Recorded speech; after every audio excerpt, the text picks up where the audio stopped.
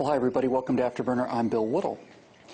The NAACP compared the Trayvon Martin shooting to the lynching of Emmett Till in 1955, two young black men on their way to buy some candy being murdered for the crime of being black.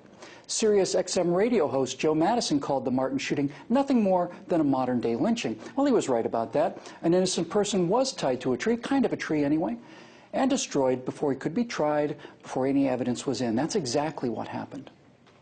Now, this People magazine cover summed up the case that got the guilty verdict against George Zimmerman. Because the trial isn't important, the world found him guilty. A poor black child murdered in cold blood on the way to the 7-Eleven to buy some candy. Get a good look at this magazine cover. Really soak it in, because stories and covers like this one are evidence of one of two things on the part of the media, either criminal fraud or criminal negligence. Now, I'm not here to retry this case, but I am here to skim, and I mean skim, the volumes of credible material, often in Trayvon Martin's own words, that every major news organization simply ignored in order to tell this story. Weeks and months after the event, presumably reputable news sources presented a narrative that was sold to the world as news, journalistic truth. The truth is still there. It's the journalism that's gone. So let's put aside the sentiment for a moment. We'll come back to the sentiment and look at what we know. Daniel Patrick Moynihan once remarked, "You're entitled to your own opinion, but not your own facts." So where to begin? Well, you could start with these two pictures, run side by side virtually everywhere, the cherubic innocent boy and the scowling white Hispanic racist assassin, everywhere, all the time. Well, first of all, let's start at the crime scene, because if you'd arrived there, and the police were in there about a minute after the shooting, you would not have seen this, but rather this. Trayvon Martin was not the child portrayed on the People magazine cover or in the hoodie, and you can tell that George Zimmerman has hardly assassinated a defenseless child from a distance. So, what did the media know or should have known about the two principles that they sat on in order to perpetuate the story? Well, let's start with Trayvon. That happy-looking boy on the People magazine cover really came apart, especially after his father's second divorce. He became active in mixed martial arts style fighting, texting, for example, that he wanted a rematch with an opponent because, in his own words, the other guy hadn't bled enough. Witnesses testified that he was on top of Zimmerman at the time of the shooting, raining down what were called mixed martial arts style blows. We have screen grabs of Trayvon's texts, they're not airable here for extreme graphic content, that showed sexual aggression typical of hip-hop culture in America today. Anyone reading those texts would not describe Trayvon Martin as a sweet young child. He was violent and highly sexualized.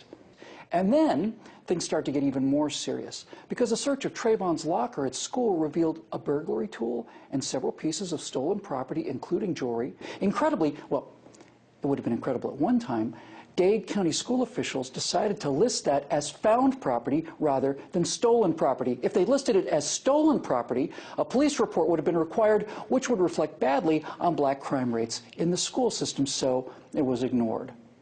Now, nevertheless, Trayvon had been suspended several times for behavioral issues in the months leading up to the shooting. And then there's the issue of the candy and the iced tea. Now, we were told that Trayvon, again, an innocent child, simply went to the store to buy some candy and some iced tea. But it wasn't just any candy, and it wasn't iced tea. It was Skittles candy and a drink called Arizona Watermelon Fruit Juice Cocktail. Here's the can found at the shooting scene. The prosecution continually kept up this deception by referring to this drink as iced tea, and some have speculated that they did so to avoid the racial stereotype of black people and watermelon, but there's a much better explanation. Because if you take Arizona Watermelon Fruit Juice Cocktail, a bag of Skittles, and add simple cough syrup, you get a cheap codeine-based drink called lean. Now, there's an entire online subculture devoted to the use of lean, which Trayvon was familiar with. We have screen grabs of him trying to score some codeine online and instead being told he could make some fire-ass lean using cough syrup, Skittles, and Arizona Watermelon Fruit Juice Cocktail. Seems a bit of a coincidence to me that the only two items he picked up out of the entire 7-Eleven were 2/3 of the ingredients needed to make lean.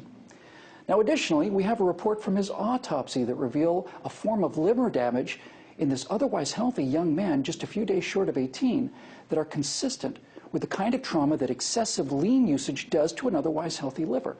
Now, most importantly, the online subculture refers to a number of psychological symptoms associated with the use of lean, the two most prominent being extreme physical aggression and paranoia.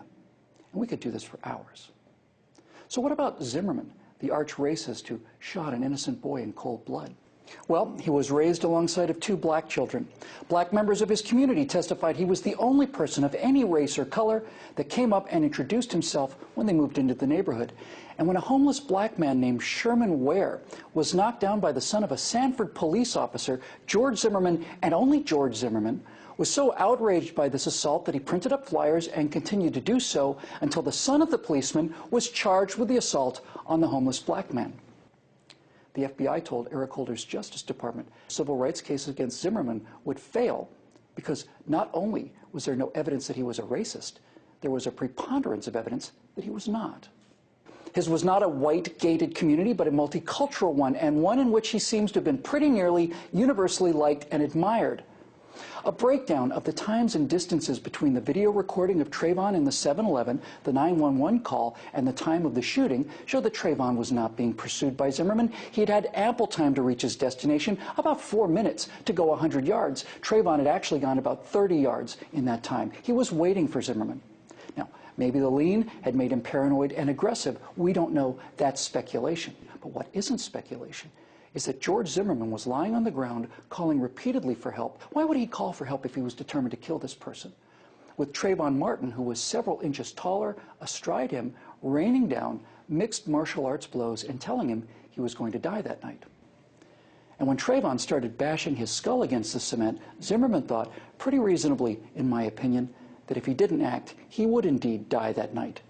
Which is why the police did not charge him and refused to charge him until the President and Attorney General of the United States brought overwhelming political pressure in contradiction of all the evidence for a prosecution. Now remember, no one in the jury was allowed to know about the lien, the burglary, the altered mental state, the history of violence, none of it. And they acquitted George Zimmerman anyway. Those are the facts. How do we know this? Is it because of the in-depth reporting of the New York Times, the Washington Post, or the Miami Herald? No. None of them were interested in any of this.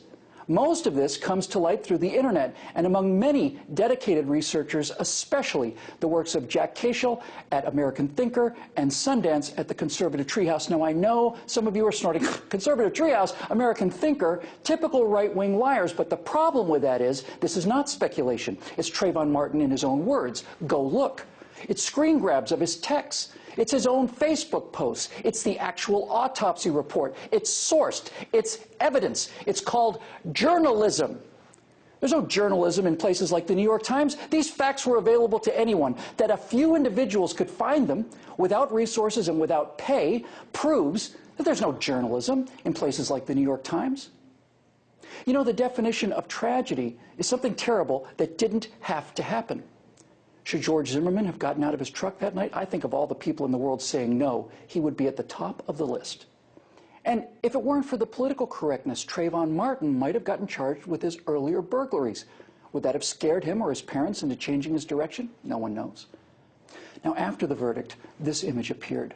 It's meant to connect Trayvon Martin with Martin Luther King. And of all the things in this wretched lynching of George Zimmerman, this is the most disgraceful. Why is there a Martin Luther King Day and not, say, a Jesse Jackson Day or an Al Sharpton Day or a Louis Farrakhan Day? Well, Dr. King is revered because he preached inclusion and nonviolence. Martin Luther King thrilled us with his I Have a Dream speech, and the entire point, not only of the speech, but his entire life's work was summed up with these lines. I have a dream that my 4 little children will one day live in a nation where they will be not judged by the color of their skin, but by the content of their character. The people that are pushing this narrative of a racist assassin and an innocent black child, the judge and prosecutors in the worst kangaroo court in living memory, did everything in their power to make certain that no one knew anything about the content of George Zimmerman and Trayvon Martin's character, and only knew about one thing and one thing only, and that is the color of their skin. To connect Martin Luther King to this travesty is an outrage, and it's disgusting. It's perpetrated by outrageous and disgusting people. And if all of this political power and journalistic malfeasance can be deployed to sell a tortured lie, as in the case of this little story, then what political power and journalistic malfeasance do you think might be deployed in making us buy a much larger one?